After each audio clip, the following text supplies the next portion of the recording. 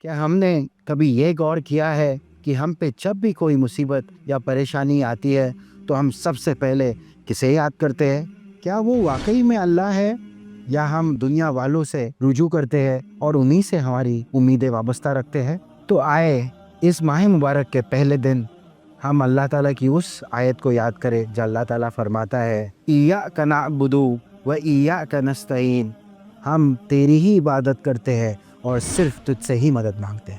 یہ آیت ہمیں یاد دلاتی ہے کہ لوگ، پیسہ اور پوزیشن صرف ذریعے ہو سکتے ہیں، بٹ اصل کرنے والی ذات اور ہمارا یقین صرف اللہ تعالیٰ پہ ہونا چاہیے۔ عبادت صرف نماز، روزہ یا چند رسموں کا نام نہیں ہے۔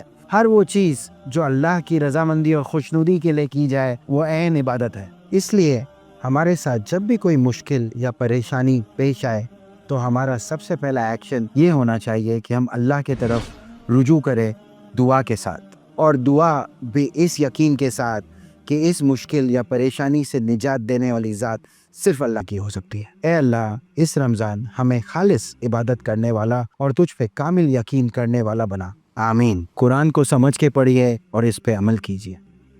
قل هو للذین آمنوا هدى وشفاء، کہہ دو کہ جو ایمان لاتے ہیں ان کے لیے یہ ہدایت اور شفا ہے۔